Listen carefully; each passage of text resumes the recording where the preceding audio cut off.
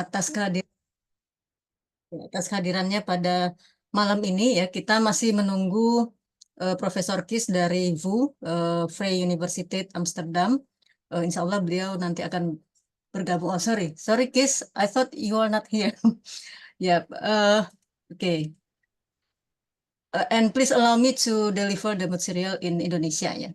Oke, teman-teman, jadi hari ini kita akan mendengarkan ya sharing tentang double degree program PPIA FEB UI dan Vrije Universiteit Amsterdam Belanda with Professor Kam Verman Kies and also sharing from our alumni ya.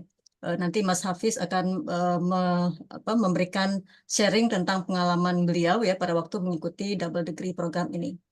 Oke, I will start sharing my screen now. Ya. Oke, ya. Wait a minute.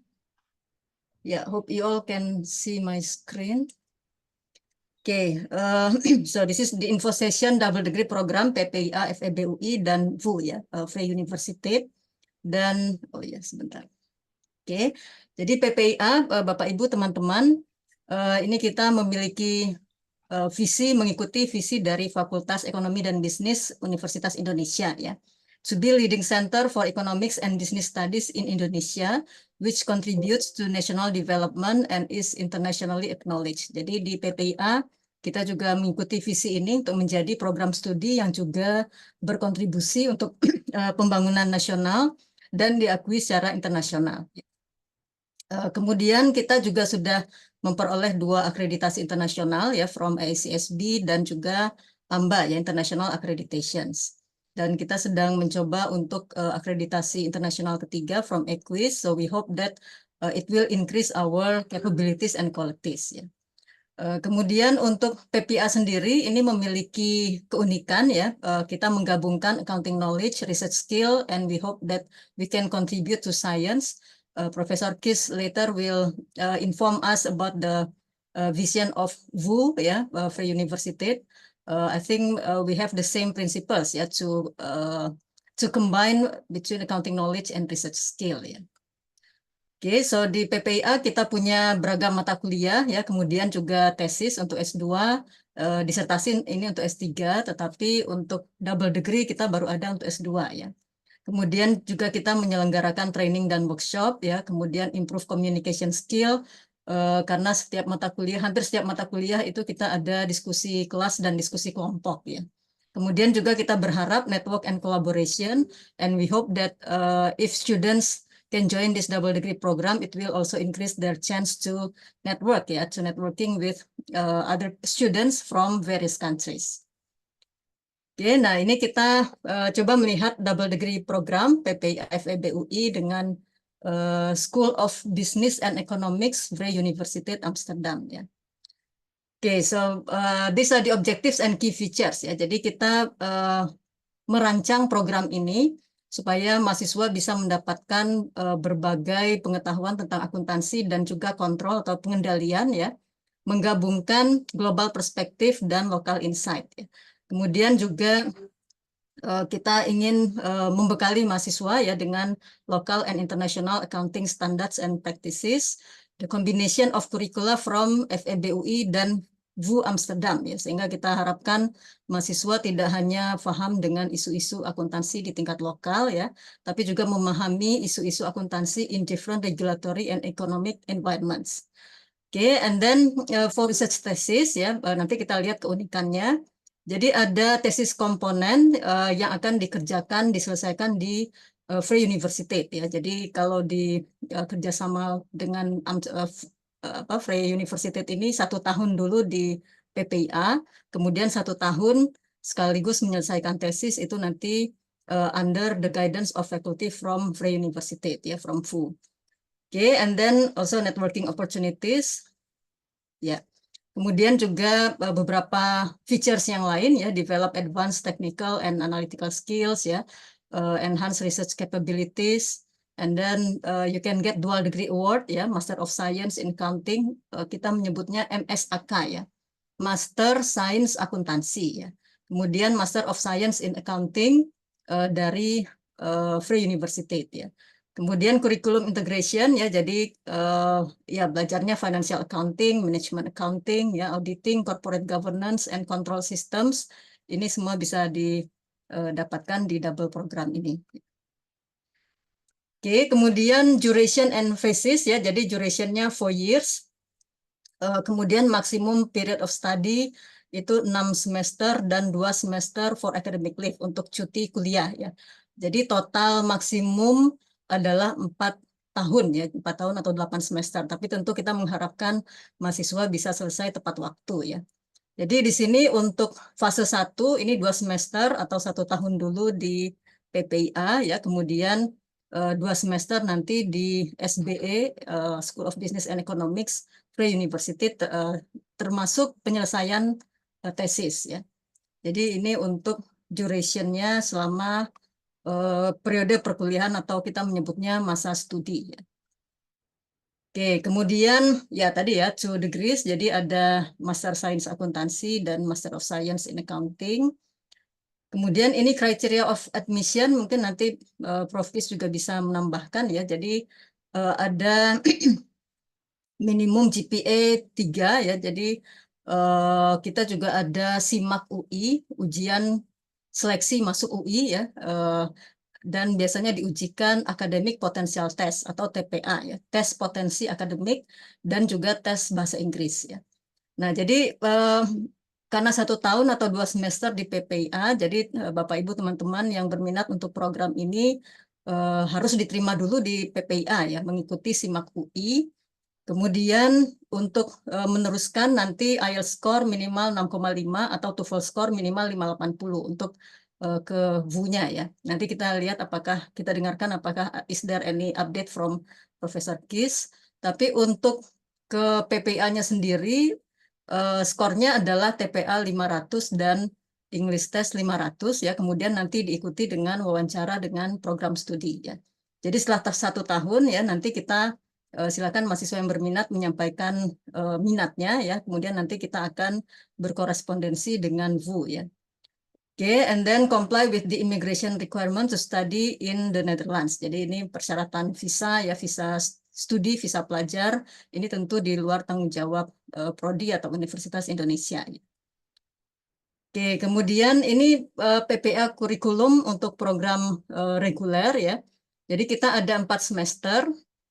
Semester 1 ini belajar topik dan riset akuntansi manajemen, data analytics, ini semacam statistik atau ekonometri, kemudian akuntansi keuangan, metode riset, dan financial theory and teori keuangan dan ekonomi manajerial. Jadi ada 5 mata kuliah. Ya.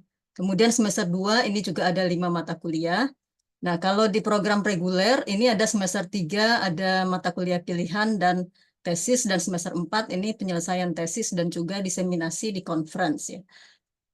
Oke, untuk elektifnya sendiri ini kita ada topik dan riset di tata kelola ya, sustainability, tax policy, public finance, public sector accounting, syariah ya, kemudian information system, risk and control. Nah, kalau kita melihat ke double degree curriculum ya, so semester 1 and semester 2 the students will be in PPIA, mengikuti kurikulum di PPIA tadi semester 1 dan semester 2. Nah, semester 3 dan semester 4 will be explained by Professor Kis later ya. But there are VU mandatory and elective courses that you should take ya, including here graduation project ya. I think this is graduation project is the thesis ya. I just take this from the VU website ya, and it will be explained later by Professor Kis ya. Oh ya, teman-teman, kalau ada pertanyaan silakan langsung ditulis di chat ya supaya tidak terlupa ya. Oke, kemudian untuk penerimaan UI ya silakan melihat di website SIMAK UI ya. Jadi di situ ada SIMAK UI jadwal seleksi 2024. Berarti kita lihat di baris terakhir ini ya, SIMAK genap. Itu pendaftarannya sampai dengan 27 Oktober. Jadi tinggal berapa hari lagi nih? 9 hari ya. Jadi silakan dimanfaatkan ya teman-teman. Atau kalau misalnya ada Bapak Ibu teman-teman yang sudah di PPIA ya. Nah, nanti silahkan kalau misalnya di semester 2 berminat untuk mengikuti program ini ya. Kalau misalnya sudah mendapatkan beasiswa, silahkan dikomunikasikan dengan pemberi beasiswa ya. Apakah bisa diubah dari single university menjadi double degree misalnya ya. Atau kalau mau pembiayaan pribadi ya tentu diperbolehkan sepanjang memenuhi persyaratan akademik tadi ya. Kemudian ujian SIMAK UI ini 3 November ya, kemudian pengumumannya 5 Desember ya. Jadi nanti setelah kita menerima hasil SIMAK dari Rektorat UI ya, kemudian kita akan memanggil wawancara ya mahasiswa yang lolos seleksi SIMAK maksudnya. Jadi nanti kita akan panggil wawancara. Nah, di wawancara itu silakan Bapak Ibu teman-teman mengemukakan minatnya ya untuk mengikuti double degree program ya, sehingga bisa kita catat dari awal ya. Karena nanti juga harus dimonitor untuk pencapaian prestasi akademiknya. Oke, so these are the admission procedures ya. Ini untuk pendaftaran S2 semester genap. Ini bisa dilihat di sosial media PPIA ya, baik di Facebook, Instagram, LinkedIn ya, atau juga di website PPIA. Ini sudah kita berikan ya. Jadi persyaratan pendaftarannya membuat akun pendaftaran ya, kemudian juga ada boleh dari S1 semua jurusan, tapi nanti akan kita perdalam lagi saat wawancara ya. Apakah memang betul bersedia untuk mengikuti perkuliahan akuntansi ya. Kemudian mengikuti ujian SIMAK UI dan wawancara, kemudian berkas ini pada saat wawancara nanti akan diinfokan lebih lanjut ya. Oke, career opportunities ya. Jadi lulusan S2 PPIA dapat berkarir sebagai peneliti, akademisi ya, konsultan, analis, akuntan, pembuat kebijakan atau bidang pekerjaan lainnya yang membutuhkan keahlian dan keterampilan analytical di bidang akuntansi. Nah, ini bidang penelitian unggulan kita adalah sustainability accounting. Banyak mahasiswa yang mengambil topik ini ya, tapi bukan berarti bidang-bidang lain seperti perpajakan, public sector, risk management itu tidak diperbolehkan ya. Jadi silahkan ya, ini hanya menunjukkan bahwa banyak mahasiswa mengambil topik ini dan sudah publikasi di jurnal nasional maupun jurnal internasional bereputasi. Oke, kemudian ini tuition fees. Untuk kelas reguler itu 20 juta per semester ya. Kelas khusus ini waktu belajarnya adalah Rabu malam, Kamis malam, Jumat malam, Sabtu pagi, dan Sabtu siang. Ini biasanya karyawan yang mengambil ya. Jadi silahkan bisa reguler maupun kelas khusus ya, 24 juta per semester. Kemudian ada biaya pendaftaran ya. Oke, kemudian ya ini untuk tahap ujian tadi ya, SIMAK UI minimal skor 500 TPA, bahasa Inggris minimal skor 500, tapi untuk lanjut ke FU nanti ada persyaratan lagi ya.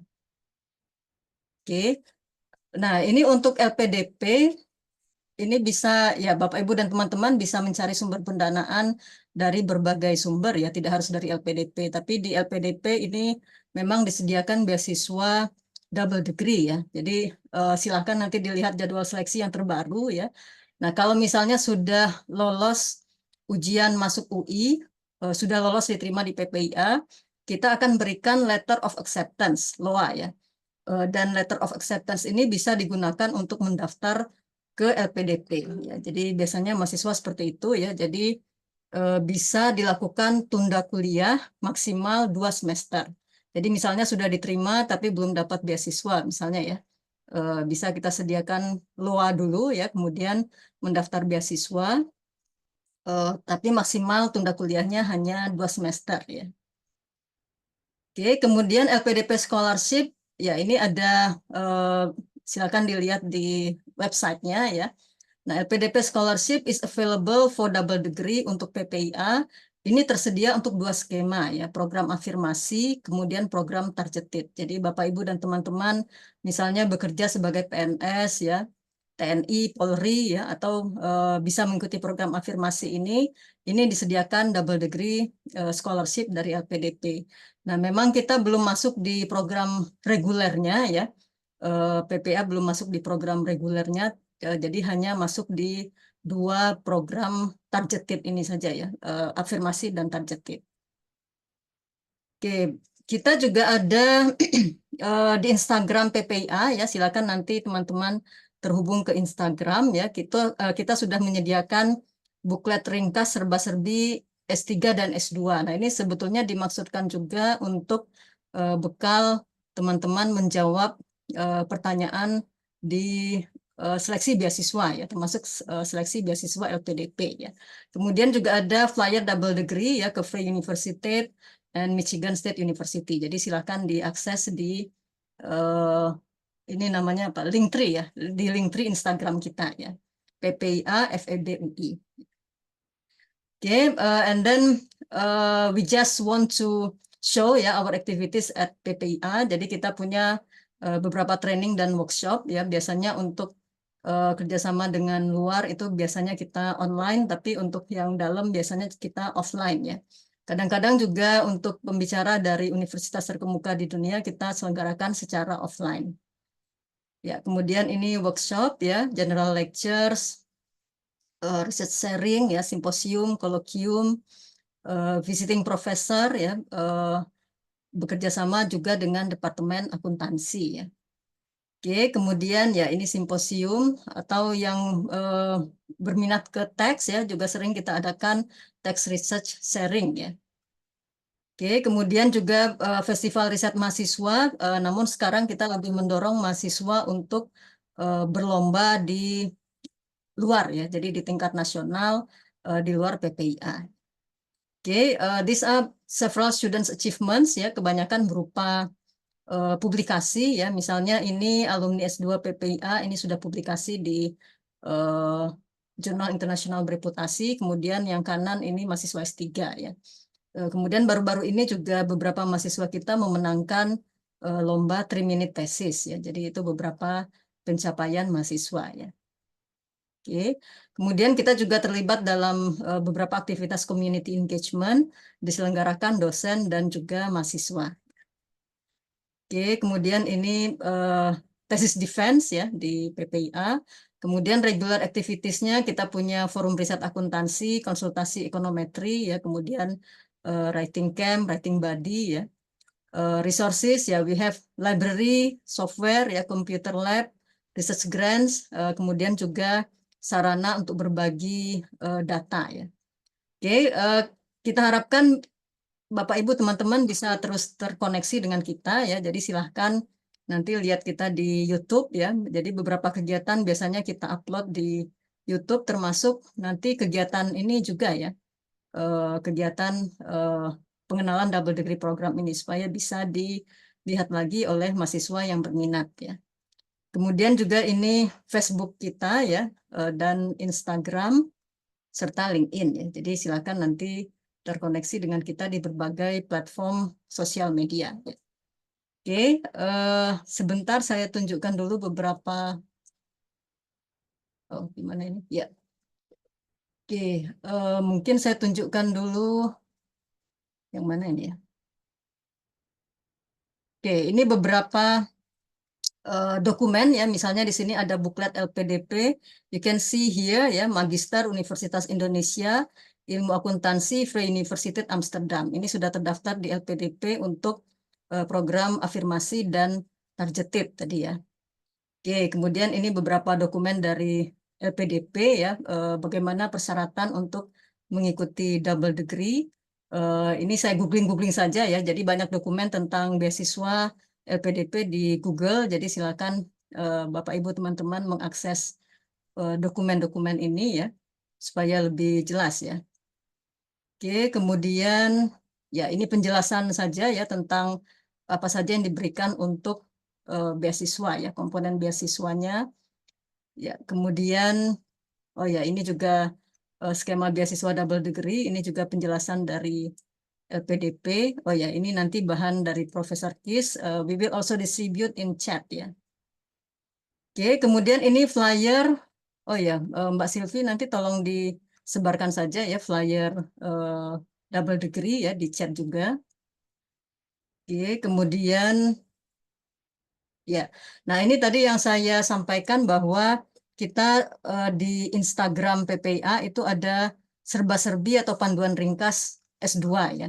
Nah, ini isinya macam-macam ya. Jadi biasanya pemberi beasiswa itu ingin kita menunjukkan kemampuan bahwa kita sudah mengenal program studi tersebut ya. Jadi kami sampaikan di sini ada visi, misi begitu ya. Kemudian kurikulumnya ya. Jadi supaya bisa lancar menjawab pertanyaan pada saat seleksi beasiswa ya. Kemudian juga kita prediksi beberapa pertanyaan yang mungkin ditanyakan ya. Misalnya apakah ada kelas khusus ya. Kemudian apakah lulusan S2 hanya dapat berkarir sebagai dosen dan peneliti ya. Kemudian pengajarnya, kemudian juga apakah bisa menghubungi calon pembimbing tesis untuk keperluan seleksi beasiswa. Jadi kadang-kadang di LPDP katanya ya, konon katanya kalau sudah mendapatkan calon pembimbing, itu lebih besar kemungkinannya untuk diterima ya. Kemudian tahapan seleksinya ya, kemudian juga ya ini letter of acceptance. Kemudian kita berikan juga ya apakah ada program double degree, syarat kelulusannya ya, kemudian oh ya, nah ini pertanyaan yang paling sering ditanyakan di seleksi beasiswa ya. Apakah belajar di S2 PPIA dapat membawa kita berkontribusi untuk negara ya. Nah ini kita berikan beberapa gambarannya ya, tapi tentu saja silahkan teman-teman berkreasi sendiri ya. Ini sudah kami contohkan beberapa hal yang bisa ditanyakan saat seleksi beasiswa ya. Jadi ini bisa diakses nanti di Linktree Instagram PPIA ya. Oke, ya silakan nanti terhubung dengan kita ya, misalnya via Instagram ya, kemudian juga Facebook, LinkedIn, YouTube tadi ya. Oke, itu saja yang saya sampaikan dari FEB UI ya untuk PPIA. Now, I would like to ask Professor Kis to deliver the explanation about VU ya, Vrije Universiteit Amsterdam. Over to you, Kis. Oh, you are still on mute. Still Yes, muted. should be. Thank you. And Selamat Sore to you, or perhaps it's already getting along to Selamat Malam. I'm not sure about the exact time over there, but anyway, I'll see whether I can get my slides on. Yeah, here we go. And I'm happy to talk about the joint degree program that we have had for quite some years with Universitas Indonesia. Let me begin by introducing myself. I'm a professor of financial accounting at the Vrije Universiteit Amsterdam. I've been there for quite a while.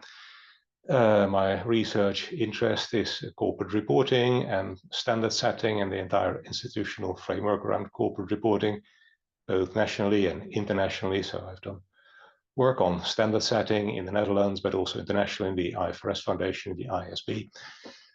So those are my research interests. And I'm also a program director of our MSc Accounting and Control. And I guess it's especially in that role that I'm talking to you today. So let's quickly take a look at my university, which is the Vrije Universiteit Amsterdam, or if you would translate it, it would probably be something like Universitas Bebas Amsterdam. It's one of the two universities in Amsterdam. There's you might say, the real University of Amsterdam, and there's us. We are the Vrije Universiteit, Free University of Amsterdam. That too, we are a little bit smaller than the other one, but we are about equal when it comes to accountancy programs. In total, I think we have some 30,000 plus students, which, if I'm not mistaken, is roughly the same order of magnitude as Universitas Indonesia.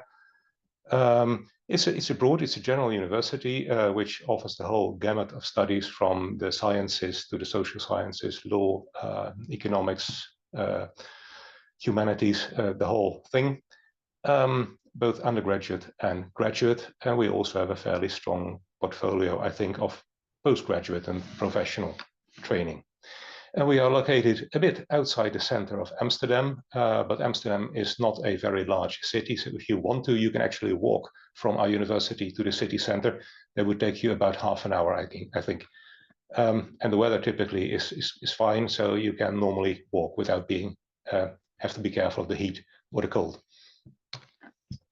Within our university, we have a School of Business and Economics, which is a sizable part of the university. So we have 6,000 of the total 30,000 students. So that's pretty significant. We are clearly the largest faculty or school within the university, with 5 undergraduate programs and 11 MSc programs, of which the Accounting and Control program is one. Not the largest, also not the smallest. I'll come to that in a moment. And within the School of Business and Economics, we have something which we like to call our School of Accounting. So you're now interested in the double degree with the MSc Accounting and Control, which is fine, but we tend to think of that MSc program as part of a wider group of programs, especially a whole range of postgraduate professional qualification programs. So we have an interconnected set of programs run by a single department with a large group of staff, some of whom work full-time as academics, some of them work partly in practice and partly at university. And of course, the academic staff is more heavily represented in the MSc program, and the practice-oriented staff more heavily in the postgraduate qualification programs for auditing and controlling and all that. But we continually try to coordinate our progress, and we exchange staff. We like to bring in practice-oriented people in the academic program and the other way around to encourage the dialogue between professional practice on the one hand and academic research and teaching on the other hand. The way I typically put it is, I mean, we as a university, we don't own accounting and control. It happens out there, and out there is a lot of smart people who think a lot about accounting and control, and it pays off to remain in touch with them and to exchange ideas with them. But you are, I suppose, mainly interested in the MSc Accounting and Control program, which we offer in 2 versions: a full-time program in English, which is probably the one you will want to go to, and the other one is a part-time program, partly in Dutch and partly in English, which runs parallel. So normally as a full-time student, you don't see much of the part-time students until you get to take an examination, and then we put them all together, and then you suddenly see there's a lot more students.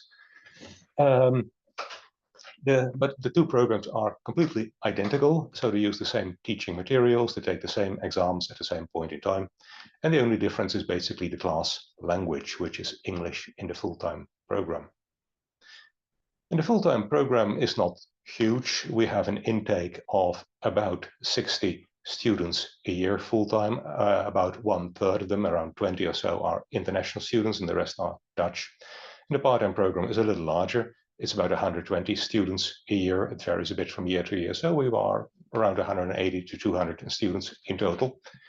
But in the full-time program, you have a relatively small class size, about 60 people, with a few people take elective courses and all that. So it's not huge. You don't get lost in the crowd, but it's large enough to make sure that if you want to, you can sometimes hide a bit, and you don't have to be afraid that the professor will always ask the questions of you, because there will be many others in the classroom as well. So it's a 1-year program, as you already heard, and it's 60 European credits, which would be probably about 30 credits in your scale. And as I already said, it's about 60 a year, 1/3 international. And we like to think of it as a broad orientation because we see it as part of our School of Accounting. We tend to think, well, all of our students, no matter where you want to go, are always going to take further education anyway. If you're going to practice, you'll take further specialized education. If you want to be an academic, you'll go on doing further schooling in research training and all that. So we don't necessarily have to teach everything that there is to say on this possible subject. We couldn't do that in 1 year. So our main idea is to help students give students a broad orientation on the entire field of accounting and control, by which we essentially mean not just external reporting and auditing, but also management accounting, management control. So the whole chain of information provision for accountability, for governance, for management, for control, whether it's financial or non-financial. And we would like our students to get an overview of that entire area, to, of course, develop some technical skills, but also to develop their research and academic skills, to allow them to see how you can develop your theoretical thinking about these issues, the kind of questions you could ask, and the different research approaches and paradigms that you could use to research them. And what you do with that afterwards, that's up to you. So we'd like to think of the MSc as a very good, solid academic foundation, and it helps you to make further choices and chart your way in your further direction, no matter whether it's practice or academia. Well, as you know by now, we have a double degree program with Universitas Indonesia since about 2013. It's not large, so we have had 1 student a year, 2 students a year, sometimes 0. On average, I think it comes out to about 1 student a year. Well, we would be happy to have 2 or 3. If you would come with 25 all of a sudden, we would be very surprised. But well, we really like to have students from your program, because up till now, I think we can say that all of them have been successful, very successful. You send good students to us, and they are very capable of finding their way in the program, and we like to have them. So in that sense, the success rate is great. By the way, your university is older than ours. We are from 1880, so you beat us on that one. But of course, that doesn't make much of a difference when you come to the accountancy programs, because they're more recent anyway. And as you know, our MSc program of 1 year is the entire 2nd year of the Universitas Indonesia program. So what are we going to do? You already saw something on that on an earlier slide, and this is the curriculum as we teach it in the current academic year. So the way we organize our teaching is that we have short teaching periods of about 8 weeks in September, October, November, December, February, March, and April, May, and then we have some shorter periods in January and June. And the basic idea is that as a full-time student, you take 2 courses at the same time. So you have about 6 weeks of classes, then you have about a week for presets and studying, and then you have your exams, and then you go on to the next set of 2 courses. That's certainly how it works in the fall semester. In the spring semester, it's a bit more complex, but roughly the same idea. We have 5 mandatory courses of 6 EC, which are the blue boxes. Everything in blue is mandatory. And then we have 2 electives in green, which you take in the spring semester, which you can use to add some specific flavor to your program. We changed this structure actually we're changing this current year. So Muhammad Hafiz has had a slightly different program. The basic idea isn't changed all that much, but we have to continue improving and rearranging a bit. So what we have now is 2 electives, and you can see them in the green box on the right, in which you can choose things like tax or more management accounting or more IT or more auditing or some sustainability. So you can give a specific flavor to your program. You may take more electives if you want to, but of course you'll have to squeeze them in somewhere else. But that's the general structure. We have also, and I'll come to that later on, a thesis and something we call the portfolio, but I'll come to that in a second. Let's have a look at the courses. First, we start with an introductory course that Muhammad hasn't seen. It's Accounting Control and Society, which we introduced this year, which is an overview course, because we saw that our students sometimes had difficulty seeing the big picture. So they can see the components like auditing and management control and financial reporting, and that's great. But how does it all hang together? What is the entire field like? And what are the big issues and questions and approaches? So in Accounting Control and Society, we basically take a look at the entire field, the entire chain of reporting, and how it relates to the position of organizations, businesses and non-businesses in society. And we try to think about what are the questions we could ask about that. What is it that we want to learn? And how do you want to develop yourself? And what kind of a role are you going to play? What kind of theoretical frameworks and type of research do we have to think about them?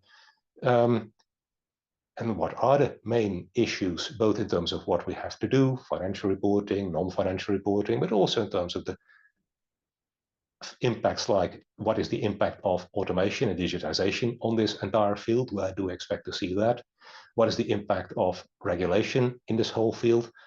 Where does ethics come in? So in this initial course, we try to kind of give you a broader picture that will help you see your way through the individual courses, but also start your own thinking about, well, okay, what am I going to do in this field? Because that is up to you, essentially. excuse me for that. Then we have a course in corporate reporting, which is well, basically good old-fashioned financial reporting based on international financial reporting standards. So that takes care of the sort of external reporting part of accounting and control.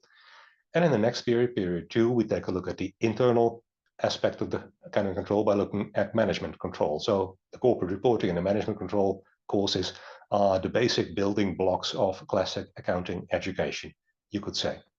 And then in period 2, we also have a course in data analytics for accounting and control, which, as the name already indicates, tries to think about, okay, and how do developments in data analytics play a role here? Of course, we cannot tell everything there is to say about data analytics, so we essentially take we do try to sketch the broader picture of how data analytics impacts accounting and control practice. But we also see it as a kind of hands-on course in helping our students to work with data, both small and large data sets, and with basic IT tools to work with data analytics. It's not really a tool-oriented course. I mean, the main tool that we use is the Python programming language. So we do expect our students to have a little bit of basic knowledge in Python programming. Of course, with AI these days, it's relatively easy to generate programs yourself, but still you need to understand a bit about what it works to debug it and make sure it does what you want to do. But we want our students to see how you can translate the questions that you may ask of data in relatively simple, straightforward tools for gathering data, large data set, handling data, cleaning data, assessing data, and doing the sort of straightforward data analysis that you would also do, let's say, in a thesis, like applying basic tools like regression and things like that.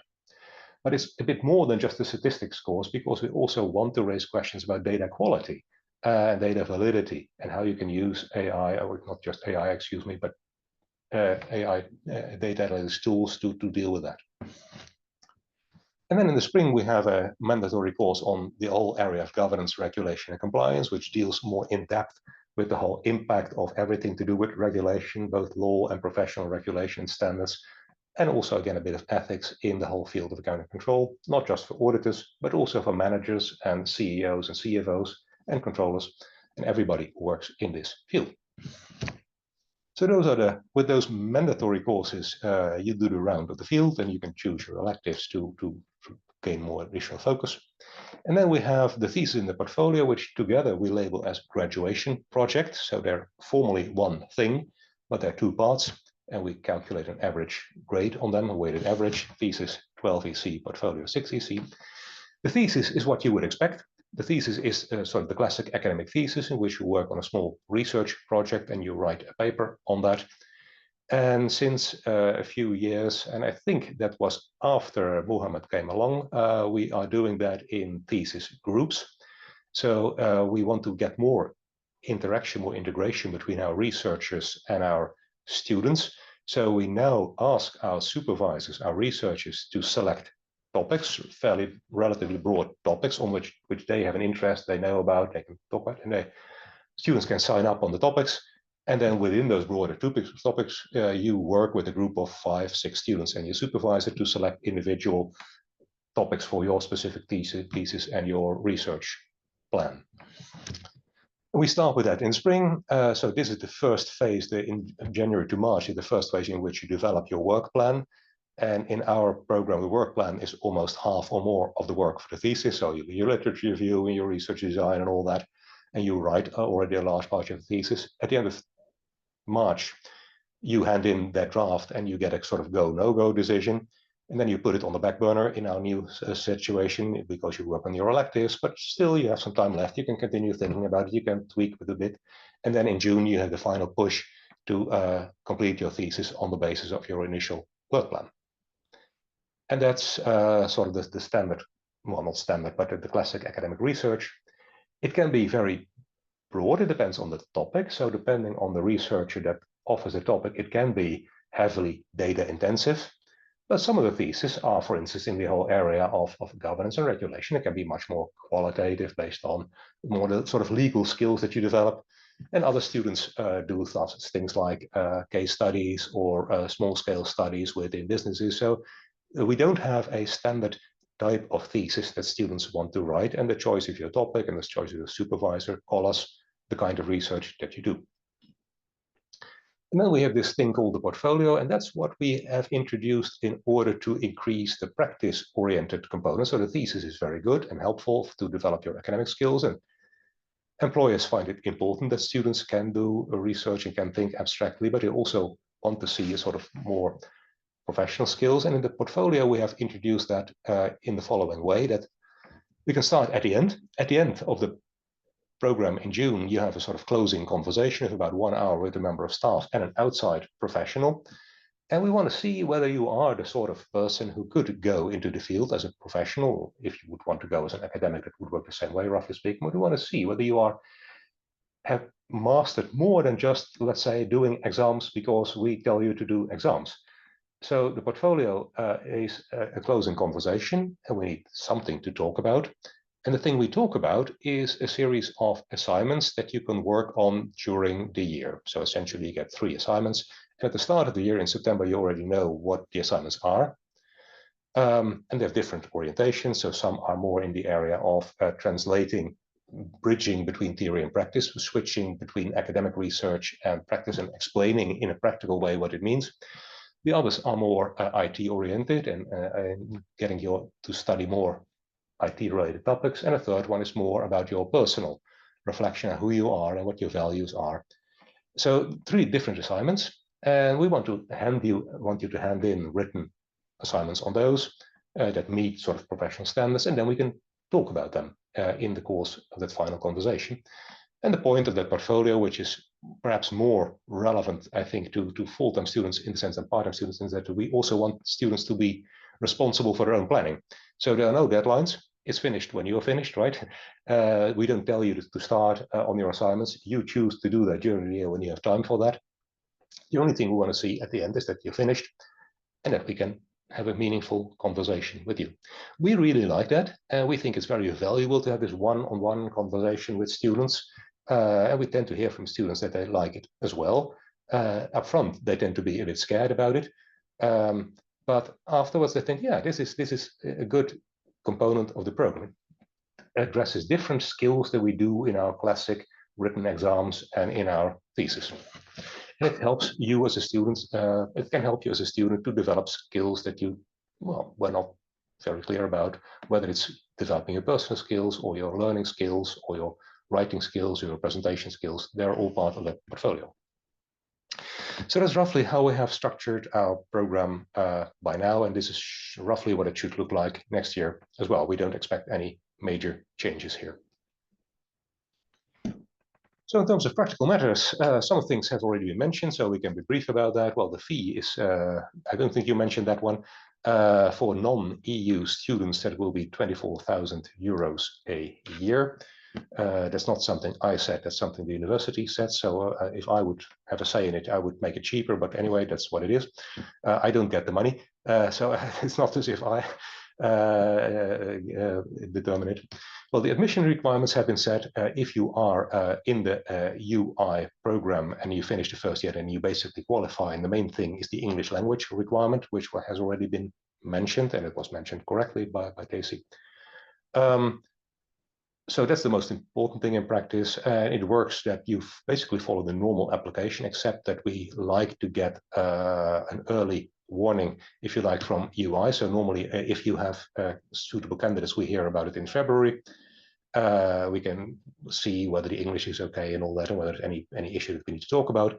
But then essentially in April, the formal application deadline ends. So between February and April, you need to enroll through our normal channels, and the visa application starts and all that.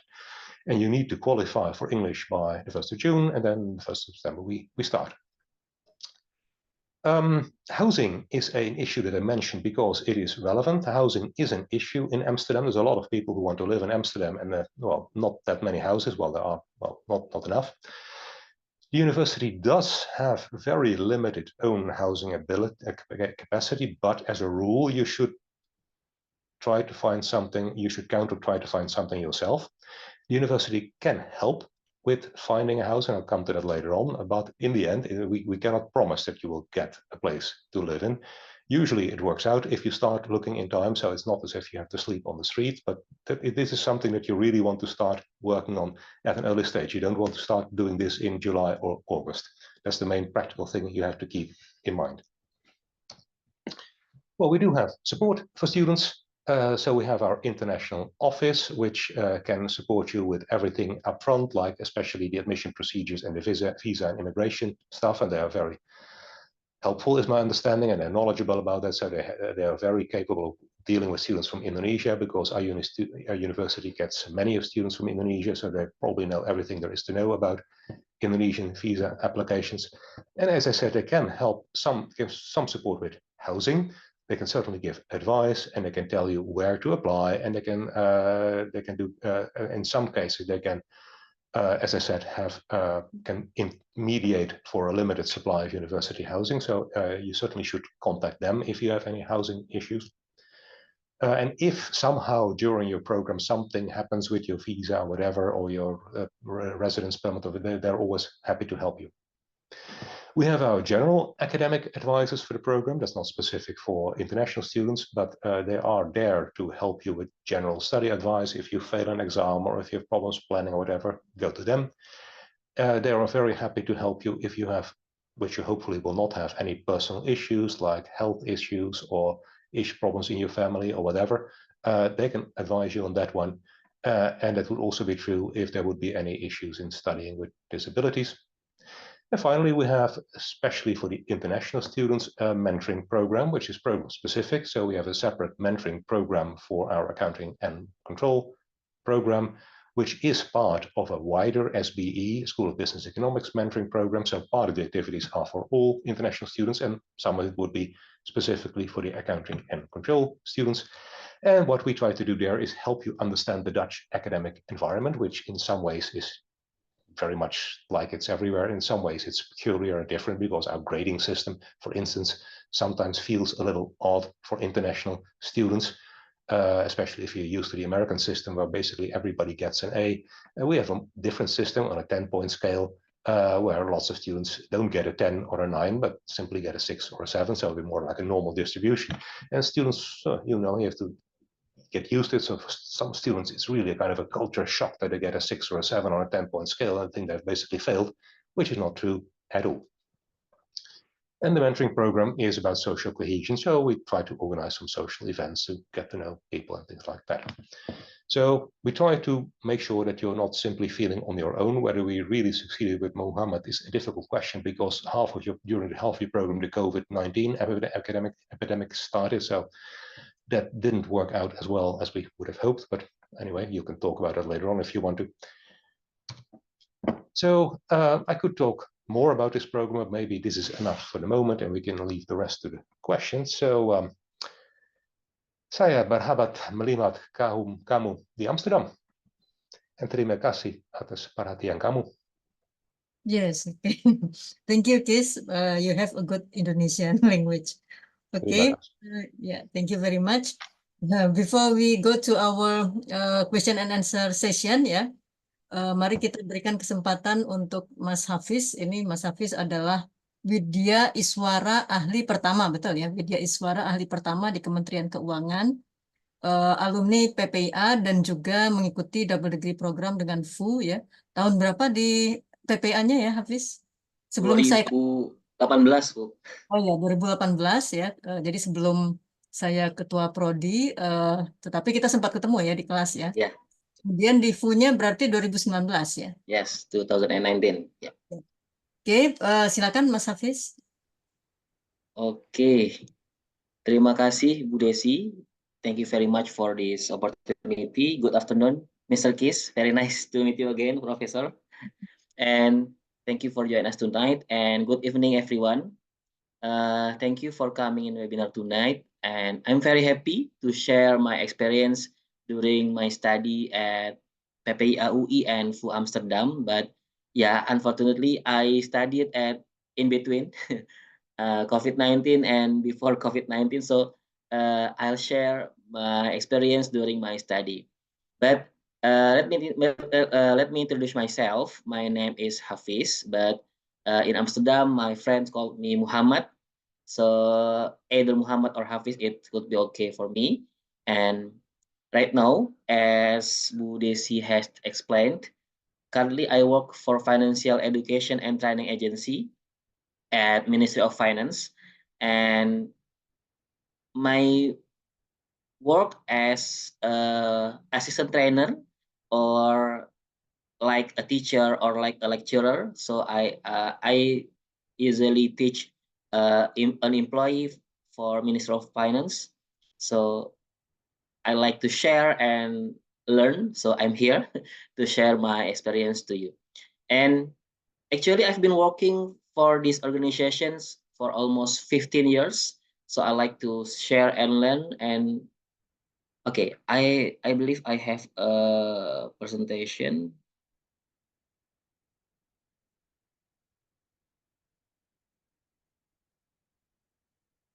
Okay, let me share.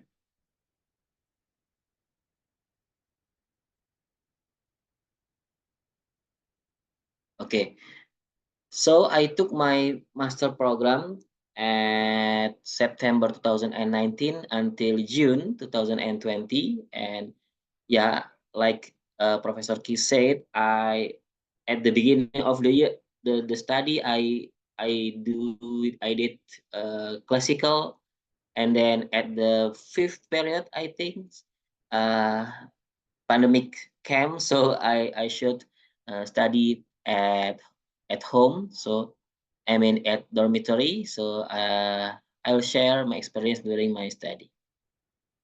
I divided my presentation into 4 parts. So like Budesi said, there are a lot of ways if you have an ambition to study more and more, higher and higher, like scholarship, uh, and there are some opportunity for scholarship like LPDP on, and also destination scholarship like Stunet for Netherlands. And also if you an employee in Ministry of Finance, there are minister scholarship special for employee in Ministry of Finance. And I have a quote said that every accomplishment start with the decision to try. So just try and you can find the result from your effort to get it. Okay, regarding study life, I believe there are a lot of improvement for the courses, like Professor Keith said.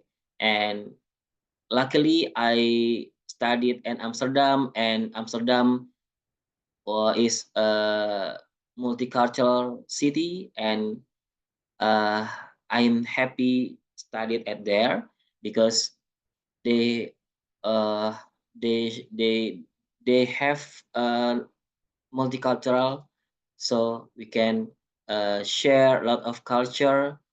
And at FU Amsterdam, international students, and I remember at the beginning of the year, FU usually held like welcoming ceremony for the student. So, and I think some master of ceremony or the director like call the countries.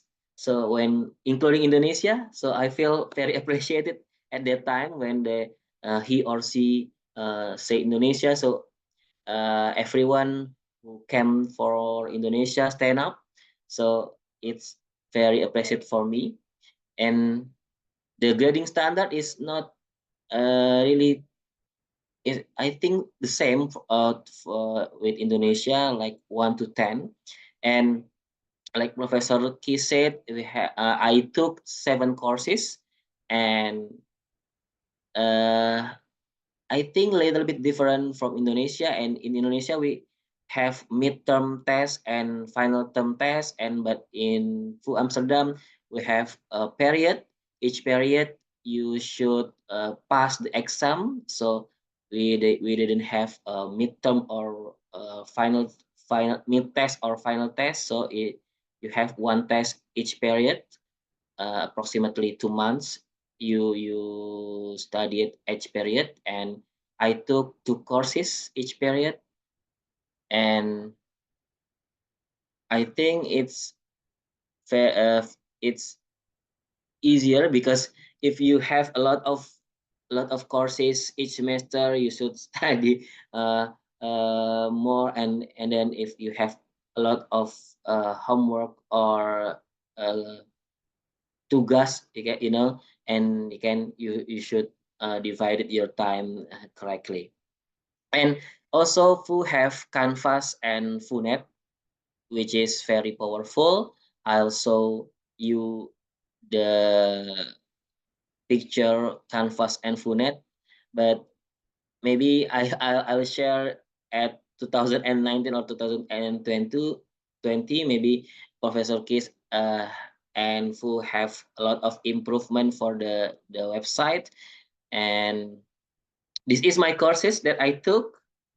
Yeah, I believe there are a lot of improvement for the courses, but I think double degree is such an advantage for me, because in the University of Indonesia you can learn like the data set, as Professor said before, and then in Fu you can even I could teach my friends regarding the data set or stata regression. So I think first year in University of Indonesia helpful for me, and then I can use the experience in Indonesia or my knowledge in University of Indonesia to continue the study at the FU Amsterdam.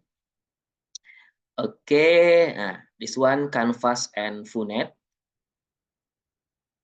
If you know, there are a lot of like Funet, you can see this website is for enrollment for exams, personal schedule, grades, or services, course evaluation. And Canvas, you can see the course material or assignment. Okay, this is the study life, and then how I studied. Okay, and of course, first before I got to the class, I usually prepare the materials, maybe based on study guide, because each course have a study guide, so you can read the study guide first and then find a material for the courses, or simply based on the name of the course you can like googling or just ask for you from your senior to the material, so you can prepare before you go to the class, and also study before classes. And I believe it's not only applicable at FU, also the University of Indonesia. You can we need to learn the material before the classes. So if you need to participate, you can ask, or you can ask to the professor or the other student. So my advice is, do not feel inferior, and believe me, the international students are very welcome.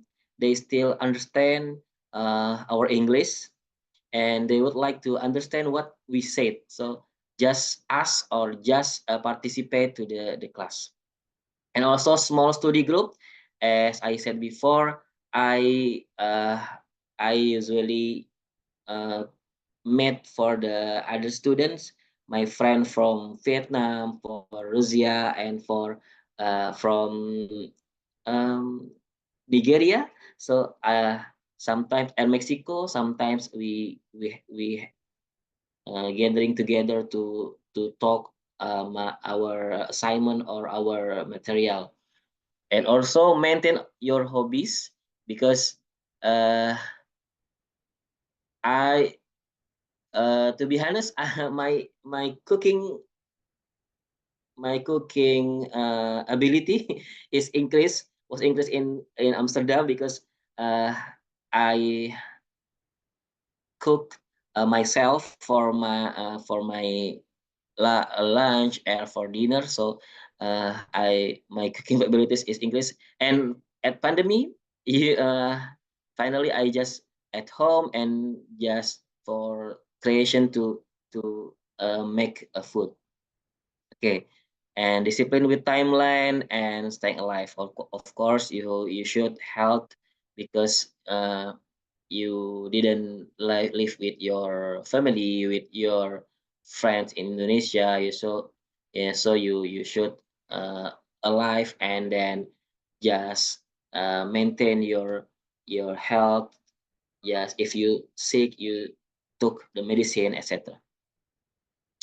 Okay, and social life, if you go to the Amsterdam, like the other side, there are a lot of bikes there, and then even bike is more than people, maybe. So you can even I when I went to school, I used my bikes approximately 9 kilos. So it's really amazing, and I think it's very good for my health. So the bikes is more helpful me. And then Amsterdam is a multicultural country, and there are like a bazaar in Amsterdam, literally bazaar. So at the park you can uh, buy anything that you wanted. And tourist destination, of course, because a lot of tourists come to the Amsterdam, and then English friendly. You can if you didn't know did what one you say, you can just uh, use your English, and then the Amsterdam citizen will help you. And also many masjid at Amsterdam, because I'm Muslim, and uh, luckily I live at my dormitory near a lot of Muslim, so it not an issue for me for tea in Amsterdam. And yeah, more expensive than the other cities in the Netherlands. So, but if you have a scholarship, I think it's covered. Okay, and yeah, because I studied at Pandemi, you can see the the empty building, and then I think it's so relaxing. And because sometimes if I burn out with my homework assignment, I went to the library and just uh, hear the music or watch the movie with my headset, and then um, chill. And yeah, I think FU is one of the good university in Amsterdam. And non-academic activity is there are a lot of activity that I took in Amsterdam, because as I said, from September to February, the circumstance or the environment before COVID-19, and then for March or April, they at home, everybody at home. So I just do it. And also Ramadan, I just do it at home. But in before I did arrival days and orientation, I think it's very helpful for me, because I met a lot of friends there, and also welcoming international student, university library, and who have Aureus Study Club. And also Amsterdam and the other city of Netherlands have various museum. You can go to there, and you can see a lot of historical things. And there are a lot of activities held by KBRI in Amsterdam, and the kedutaan kantor in Den Haag. But Amsterdam to Den Haag is not too far. You can use your train. And the special things is there are weekend free. So if you have a card with your dengan I mean your promotion, you can weekend free to the city in Netherlands with NL. And also you can tour the Europe. But unfortunately I get pandemic life, so and from April to June, I just at home and finished my thesis. But luckily, I finished my thesis on time at June, so I could back to for good to Indonesia. Okay, this is my photo there, and I believe there are a lot of questions that you want to ask, but I think this is the end of my presentation. Thank you and good night dan terima kasih. Okay, thank you, Mas Hafiz. Yeah, very interesting for your experience in Amsterdam. Yeah. Okay, before we go to our Q&A session, just for our memory, yeah, but let's have a group photo together. Ya, mari kita berfoto dulu ya teman-teman. Bila ada yang bersedia buka kamera, silahkan ya. Jadi nanti sebelum kita lanjutkan ke tanya jawab ya. Oke, Mas Andika, tolong dibantu ya. Ini nggak ada yang mau buka kamera. Ya. Oke, silakan. Tolong dibantu ya, Mas Andika ya. Ya, Bu. Ayo, antrian semua. Oke, sudah ya. Oke, thank you. Now, any questions from our participants? Maybe you would like to ask me and Professor Kis or Hafiz, yeah, about the curriculum or how about life there, yeah, in Amsterdam or Netherlands or in Europe, yeah. Okay, before, yeah, there are no questions yet. Maybe I will ask question first to Professor Kis, yeah. The first one you mentioned about the small research project. What do you mean by small here? Is it in terms of the sample? And for the case studies, yeah, so I think that VU respect or appreciate the diversity in methodology. Yeah? So the students can take the quantitative, qualitative case study or something like that. Yeah, maybe you can explain more. I think I called the thesis a small research project, and small simply means, well, it's not a PhD project, it's smaller than that. So within the scope of the program, you do a research project, which is roughly the same as I think, so Muhammad did a thesis of 18 EC, and we have changed it to 12 to create room for the bigger portfolio. But in practice, we haven't really changed it. So in practice, the requirements are still simply to do a small research project that's doable within half a year, together with some courses, and write a serious academic paper about that. So in that sense, it's small because it's done in half a year, not in 3 years. And the other small thing is, well, there's more, as you say, a methodological thing. So there is, of course, a large proportion of the accounting literature, especially in external reporting, is based on large samples, existing data sets, and all that. And that's fine, there's nothing wrong with that. But there are also other streams of research which are based on more qualitative or smaller data sets. So if you do a case study or if you do a series of interviews, you cannot expect students to do 20,000 interviews in the course of half a year. I mean, in that sense, it has to be more limited and focused. So the main point, as you say, is that we are not wedded to a particular research tradition or approach. So our research is all at their own specializations and their own approaches. So there are researchers who are very happy to work with large data sets and who will develop topics on that line. But there are also researchers who are more keener on the qualitative line, which is especially true when you talk about topics dealing with a more internal control, management control issues, where it's very difficult to do large sample studies. You're happy that you can find 1 or 2 companies who are willing to cooperate with you. So in that sense, we are open to different kinds of approaches. We are not. So it often happens that if students are started by the thesis and think about a thesis, and the first question ask, well, how large does my sample have to be? My answer is always, well, that depends on your question, what you want to research. So that's not the first question I want to ask. I would first want to talk about what it is that you want to do. And then we can think about the setting and the data availability, and then we can think about how can we optimize that given the practical constraints and given the nature of the question, what we need to do and how many data and what kind of data you need to gather. Okay. Maybe Mas Hafiz, could you please explain about your experience in doing your research thesis? Okay, yeah.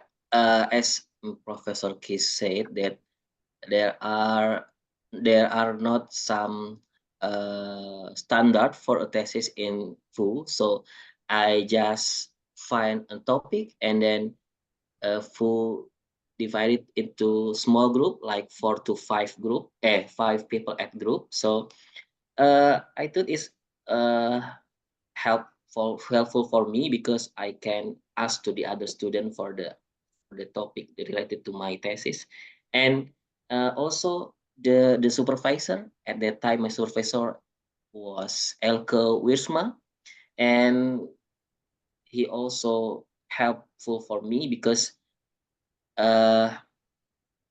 they usually ask me about the progress, and then yeah, for the format is not mentioned, so just write, just write your thesis and then your idea, and then you elaborate, and then and the important things is the work plan. So if your work plan was good, I think it's not easy to continue your thesis. Yeah. Okay. What was your topic at that time? At the time, my topic was management accounting.